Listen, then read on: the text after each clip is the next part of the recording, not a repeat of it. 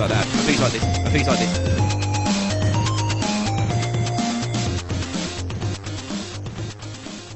Commodore UK versus US.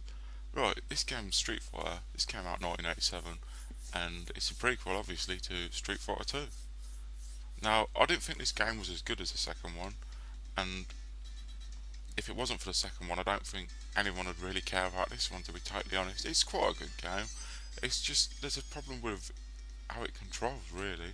I mean, especially moves don't come out at all, because originally on the arcade, it had two big buttons that you actually hit, one for punch and one for kick. And depending on how hard you hit it, it done one of the three strengths.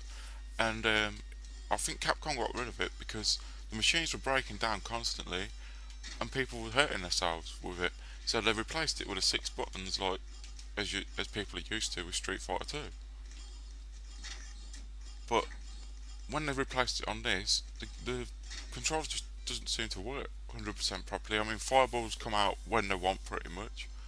I mean, it's not a bad game, it's still quite a playable game, but I don't think it's anywhere near as good as Street Fighter 2 is, or ever has been, to be totally honest with you. Anyway, I'm gonna have a few thoughts on this. See, look, I've done the Hurricane Kick now.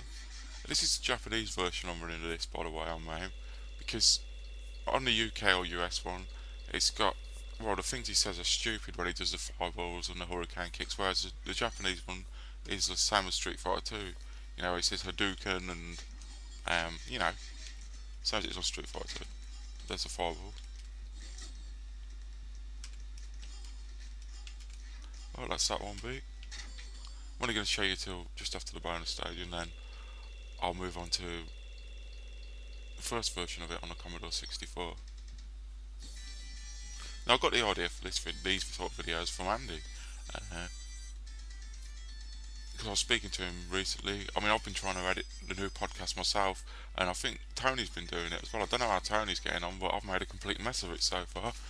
I mean, I don't know whether people know, I'm going totally off the subject of this video, but how difficult and how much work goes into editing each podcast, so there's a lot to it, really. And I spent hours the other day, and to be fair, my one sounds shit still, but I'm not going to give up. I'm going to definitely get one of them up to standard. Hopefully Tony would have sorted it out as well, but we'll have to see. It'll definitely be on anyway. Yeah, there's a Dragon Punch. On this though, if you hit them with a special move, you can take like half their energy down. So you can do a fireball and then hit them once and you beat them pretty much. So that's why you see me, you know, keep trying to do special moves on this. Because I'm not brilliant at Street Fighter 1. So I weren't a huge fan of it when it first came out, but it was alright. I know it's important because without this, obviously, there wouldn't be Street Fighter 2. Yeah, here's a bonus stage. You just I'll mess that up for a start. Now, if you player 2, you can, but this is player 1, so it's Ryu or Ryu, depending on how you pronounce it. Right, and that was Japan, and then you go to the US, and you pretty much do the same as Street Fighter 2, except not as good.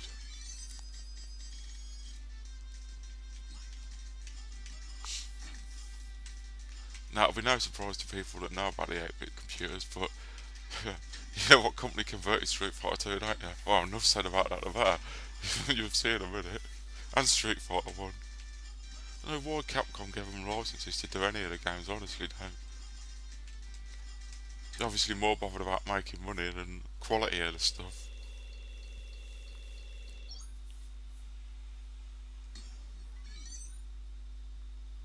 Or maybe they made more money out of the arcades by getting US God to ruin the conversions. I think that's probably what happened as it goes. Probably done that to try and be clever.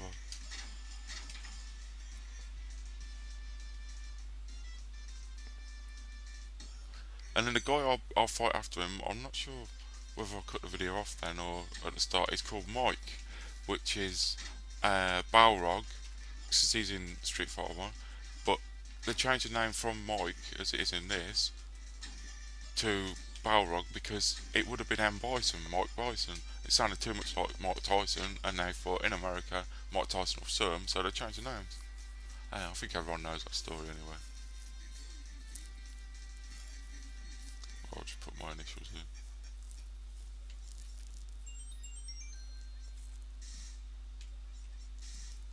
And this is what I don't understand, yeah.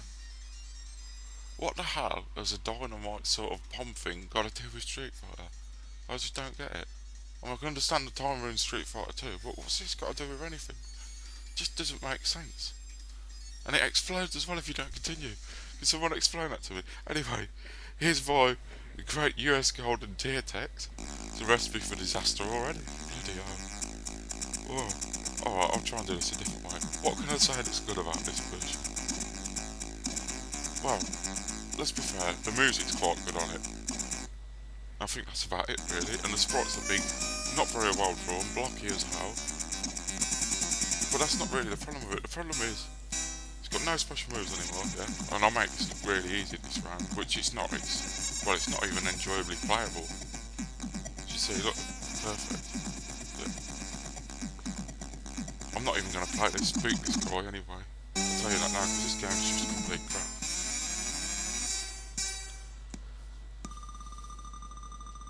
You got about 3 moves. You can jump kick, punch, duck kick, that's about it. Pretty much. No special moves, nothing. Look. That's all the moves pretty much. And that one where he spins backwards and forwards doing the kick. Wow. That's a great fighting game, ain't it? OK Plus and that's got nothing to worry about with this being competition for it. That's for sure. But yeah, as I said, the music is pretty good. I think that's one thing that the UK version is better than the US one.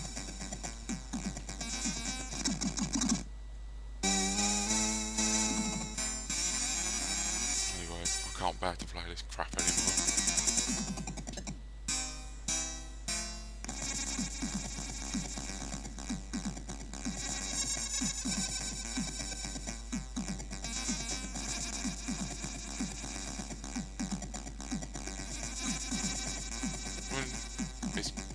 If you think it looks rubbish watching it, you want to actually try playing it, it's just as bad. I don't know why they even wasted their time converting this, because it was obviously going to be shit. Tier techs were really bad at converting games, and US Gold.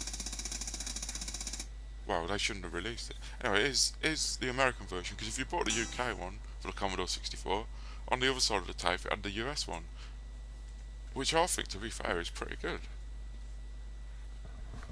I mean, it's missing a few things. It hasn't got the bonus rounds, but who cares? They're crap anyway.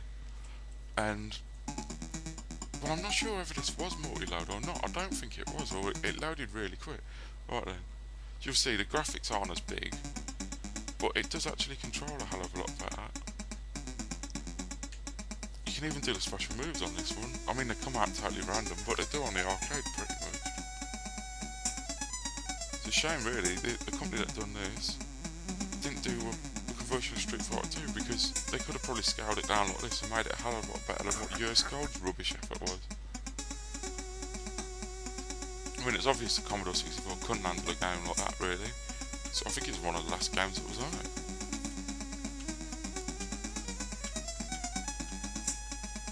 Yeah, there's a Dragon Punch.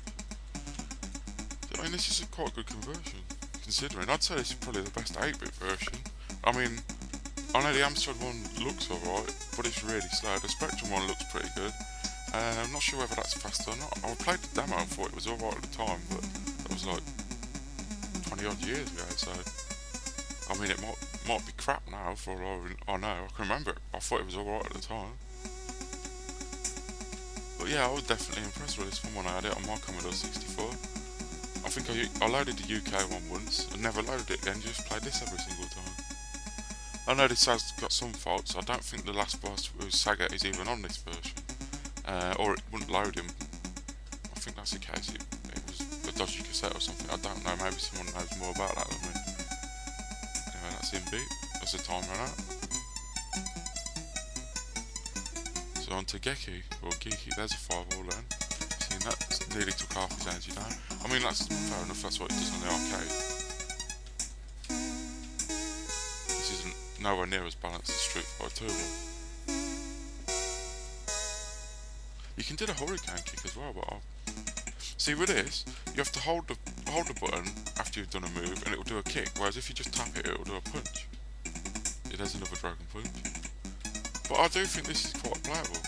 I mean, it's not as good as some of the fighting games on the Commodore 64. Don't get me wrong, but it's definitely not one of the worst ones. There is some American conversions of games that are terrible, but I'll cover them in the videos later. But all in all, I'd say this is pretty good. Definitely worth checking out, a lot better than US Gold's effort.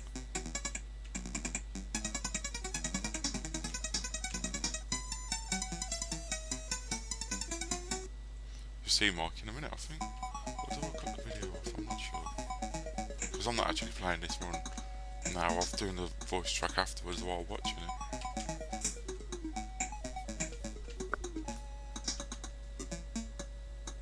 I mean, I would like to try and do more special moves on this to show that you can do them, but they do seem to come out pretty much as random. But I'm playing it on a 360 joypad as well, which is not a great start, to be totally honest with you, but oh well. I think everyone knows my opinion on them.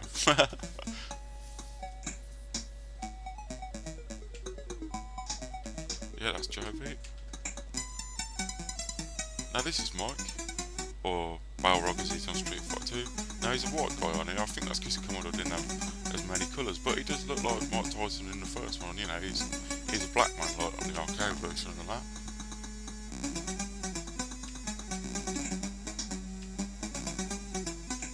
Yeah, because most people only think it's Ryu, Ken, and Sagat that return in Street Fighter 2, but no, isn't it as well?